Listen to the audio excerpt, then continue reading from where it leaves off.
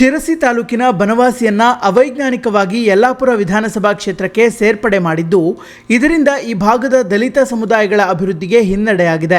ಹೀಗಾಗಿ ಬನವಾಸಿಯನ್ನ ಶಿರಸಿ ಕ್ಷೇತ್ರಕ್ಕೆ ಮರು ಸೇರ್ಪಡೆ ಮಾಡುವಂತೆ ಭೀಮಗರ್ಜನೆ ಸಂಘಟನೆ ಒತ್ತಾಯಿಸಿದೆ.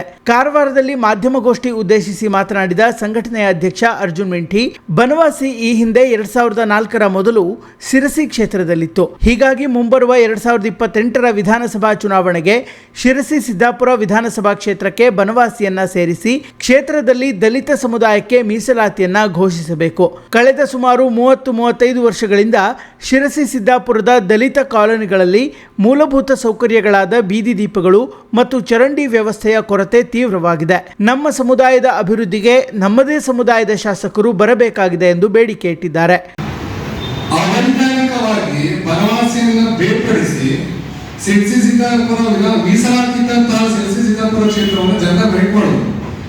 ಸೊ ಇವತ್ತು ನಮ್ಮ ಹತ್ತೊಟ್ಟ ಏನಂತ ಹೇಳಿದ್ರೆ ಮಾನ್ಯ ಕೇಂದ್ರ ಸರ್ಕಾರದ ಚುನಾವಣಾ ಆಯೋಗಕ್ಕೆ ಮತ್ತು ಕೇಂದ್ರ ಸರ್ಕಾರಕ್ಕೆ ಮತ್ತು ರಾಜ್ಯ ಸರ್ಕಾರಕ್ಕೆ ನಾವು ಈಗ ಹತ್ತೊಟ್ಟ ಏನ್ ಮಾಡ್ತಾ ಇದೀವಿ ಅಂತ ಹೇಳಿದ್ರೆ, ಶಿರಸಿ ಸಿದ್ದಾಪುರ ವಿಧಾನಸಭಾ ಕ್ಷೇತ್ರಕ್ಕೆ ಬನವಾಸಿಯನ್ನು ಸಹ ಜೋಡಣೆ ಮಾಡಿ ಅಲ್ಲಿ ಮೀಸಲಾತಿಯನ್ನು ಘೋಷಣೆ ಮಾಡಿ ದಲಿತ ಸಮುದಾಯಕ್ಕೆ ಮೀಸಲಾತಿಯನ್ನು ಘೋಷಣೆ ಮಾಡಬೇಕು ಅಂತ ಹೇಳಿ ಮುಂದಿನ ಚುನಾವಣೆಯಲ್ಲಿ 2028ಕ್ಕೆ ಏನು ವಿಧಾನಸಭಾ ಚುನಾವಣೆ ನಡೆಯುತ್ತದಲ್ಲ, ಆ 2028ರ ಚುನಾವಣೆಗೆ ಮೀಸಲಾತಿಯನ್ನು ಘೋಷಣೆ ಮಾಡಬೇಕಂತ ಹೇಳಿ ಮೂಲಕ ನಾವು ಹಕ್ಕೊತ್ತಾಯ ಮಾಡ್ತಾ ಇದ್ದೇವೆ.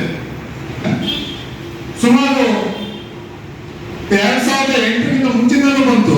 30-35 ವರ್ಷದಿಂದ ಕೂಡ ಶಿರಸಿ ಸುತ್ತಮುತ್ತ ದಲಿತ ಕೆರೆಗಳಿಗೆ ವಾಸ ಮಾಡ್ತಾರಲ್ವಾ, ದಲಿತ ಕೆರೆಗಳು ಎಲ್ಲಾ ಕಡೆ ಕೂಡ ಇದೇ ರೀತಿಯಲ್ಲಿ ತಾವು ನೋಡ್ಕೊಂಡು ಗಮನಿಸಬಹುದು.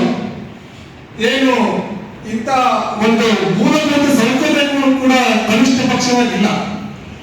ತುಂಬಾ ನಮ್ಗೆ ಬಹಳ ನೋವಾಗುತ್ತೆ.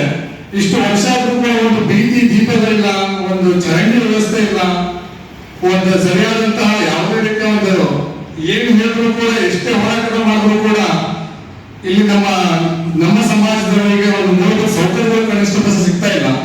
ಸೊ ಅದಕ್ಕಾಗಿ ನಮ್ಮ ಸಮುದಾಯದ ಅಭಿವೃದ್ಧಿ ಆಗಬೇಕು ಅಂತ ಹೇಳಿದ್ರೆ ನಮ್ಮ ಸಮುದಾಯದ ಶಾಸಕರೇ ಬರಬೇಕು ಅನ್ನುವಂಥದ್ದು ನಮ್ಮ ಹಕ್ಕೊತ್ತಾಯ ಆಗಿದೆ. ಇನ್ನು ಮಾಧ್ಯಮಗೋಷ್ಠಿಯಲ್ಲಿ ಸಂಘಟನೆಯ ಪುನೀತ್ ಮರಾಠೆ, ಶ್ಯಾಮ್ ದೇಶ್ಭಾಗ್, ರಾಜೇಶ್ ಬಿ, ಹರ್ಷ ಮುಂತಾದವರು ಉಪಸ್ಥಿತರಿದ್ದರು.